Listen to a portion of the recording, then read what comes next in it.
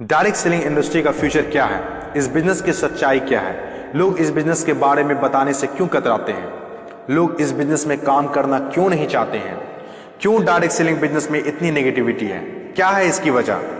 Direct selling business आने वाले वक्त का सबसे बड़ा बिजनेस है। क्यों? अगर आज आप दूसरी कंट्रीज को देखें, जो कंट्रीज आज डेवलप्ड है, उन सभी कंट्रीज के अंदर डायरेक्ट सेलिंग बिजनेस का बहुत ज्यादा प्रायोरिटीज दी जाती है, क्योंकि डायरेक्ट सेलिंग बिजनेस लोगों का बिजनेस है और जब तक दुनिया में लोग रहेंगे तब तक ये बिजनेस चलता रहेगा, क्योंकि ये बिजनेस लोगों पर डिपेंडेड है। जब तक लोग खाते रहेंगे, नहाते रहेंगे, कपड़ा पहनते रहेंगे, तब तक ये बिजनेस आपका चलता रहेगा। अपने इंडिया में कुछ लोग इसे फंसने फंसाने का काम बोलते हैं और कुछ लोग ये मानते हैं जिनके पास करने को कोई काम नहीं होता वे लोग ये काम करते हैं। मैं उन सारे लोगों से सहमत हूँ, क्योंकि उन लोगों के पास अभी तक इस बिजनेस का प्रॉपर नॉलेज नहीं पहुंच पाई है। ये हम लोगों की जिम्मेदारी है कि इतनी पावरफुल और ब्यूटीफुल इंडस्ट्री के बारे में लोगों को समझाएं। दुनिया में कुछ ऐसे भी काम होते हैं जो लोगों को आसानी से समझ में नहीं आते हैं। एक छोटा सा एग्जांपल देता हूं। हम लोग दिन भर फेसबुक, व्हाट्सएप और यूट्यूब कितना यूज करते हैं और इसके लिए आपसे एक भी पैसा नहीं लिया जाता है। तो जरा सोचिए उनकी कमाई कैसे होती होगी, जबकि फेसबुक दुनिया के टॉप 10 बिजनेस में आता है कमाई के मामले में। कुछ लोग सोचते हैं अगर फेसबुक जब हमसे पैसा नहीं लेता है तो कमाता कैसे होगा। कुछ लोग सोचते हैं पता नहीं कमाता भी होगा कि नहीं। कुछ लोग कहते हैं जो डाटा हम लोग यूज करते हैं उससे कमाता है। डाटा का पैसा सिम वाले को जाता है, जिसका सिम हम लोग यूज करते हैं, चाहे वो एयरटेल हो या जियो हो। ना तो जानते हैं और ना ही जानना चाहते हैं कि कमाई आखिर कैसे होती है। दोस्तों, सबसे पहले आपके लिए ये जानना जरूरी है कि कोई भी इंडस्ट्री कैसे चलती है और कैसे बनती है। किसी भी नई इंडस्ट्री को चलने के लिए 4 फेज से गुजरना होता है। पहला जो फेज होता है वो होता है नेगेटिव फेज, और आज direct selling industry negative phase में है। ये फेज हर नई इंडस्ट्री को झेलना ही पड़ता है। जब भी मार्केट में नया बिजनेस आता है तो लोग पहले उसे ठीक से समझ नहीं पाते हैं और अनदेखा कर देते हैं, जैसे बैंकिंग सेक्टर के साथ हुआ, इंश्योरेंस सेक्टर के साथ हुआ, टेलीकॉम इंडस्ट्री के साथ हुआ। पहले ना तो लोग बैंक में पैसा जमा करते थे और ना ही इंश्योरेंस लेते थे, क्योंकि इंडस्ट्री नई थी, लोग डरते थे, किसी पर भरोसा नहीं था। लेकिन आज देखिए, यही इंडस्ट्री है जिसके बिना किसी राज्यों की कल्पना करना असंभव है।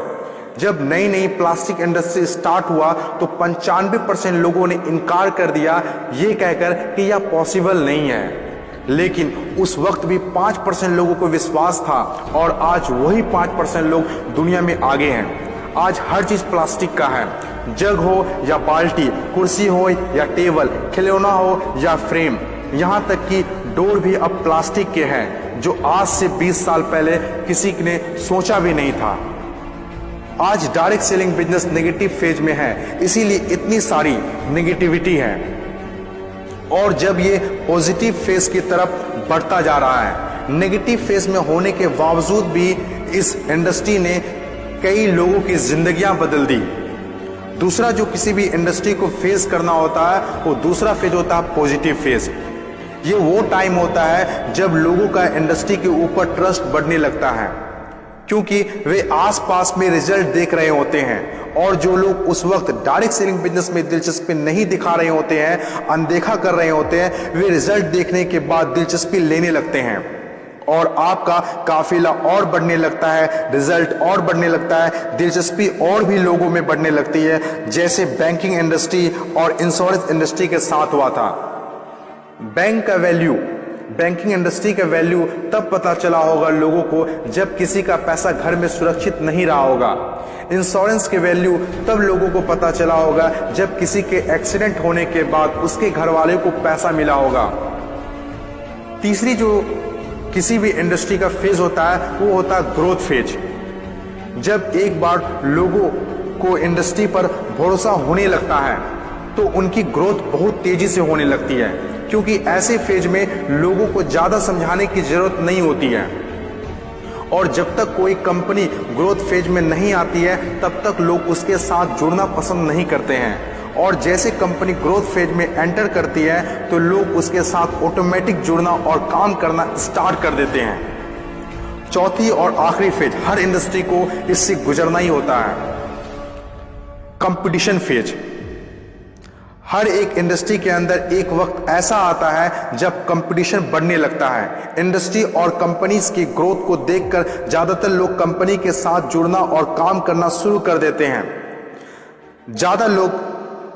ज्यादातर लोग ज्यादा प्रॉफिट के चक्कर में कंपटीशन होने लगता है, फिर चाहे कोई सेक्टर हो, बैंकिंग सेक्टर हो, टेलीकॉम सेक्टर हो या ऑनलाइन शॉपिंग हो। आज के टाइम पर हर सेक्टर में हाई लेवल कंपटीशन है। ये टाइम हम सब के लिए बेस्ट टाइम है इस इंडस्ट्री को जानने के लिए, समझने के लिए और इसे करने के लिए। According to FICCI, direct selling industry का मार्केट साइज 6000 करोड़ आंका गया है। आज तक जितना हुआ है उसको देखते हुए फिक्की ने डिक्लेयर किया है कि डायरेक्ट सेलिंग बिजनेस 2020 से 25 तक 645 अरब तक की हो जाएगी। आपको इस बात को जानना बहुत जरूरी है कि अमेरिका, ऑस्ट्रेलिया, चीन, जापान, कोरिया और सिंगापुर जैसे बहुत बड़ी बड़ी डेवलप्ड कंट्रीज ने डायरेक्ट सेलिंग बिजनेस को बहुत हद तक अपना लिया है और वहाँ के सिटीजन भी बहुत जागरूक हैं। बदलाव के बिना तरक्की नहीं की जा सकती है और जो लोग अपने सोचने का तरीका नहीं बदल पाते हैं वे लोग अपनी जिंदगी में कुछ भी नहीं बदल पाते हैं। नोकिया, कोडेक जैसी बड़ी बड़ी कंपनियां चलाने वाले लोग भी अपने सोचने का तरीका नहीं बदल पाए, इसीलिए अपनी शानदार शुरुआत के बाद भी वो वक्त के साथ इतिहास के हिस्सा बन गए। इन तमाम बातों में से मैं एक बात बताना चाहता हूँ, बदलाव ही प्रकृति का नियम है। बदलना तो तय है, जो वक्त से पहले बदल गया उनकी जिंदगी बदल गई और जिसे वक्त ने बदल दिया उनकी भी जिंदगी बदल गई। फर्क साफ है, अगर वक्त के साथ बदल गए तो ठीक, वरना वक्त ने बदला तो बहुत तकलीफ होगी।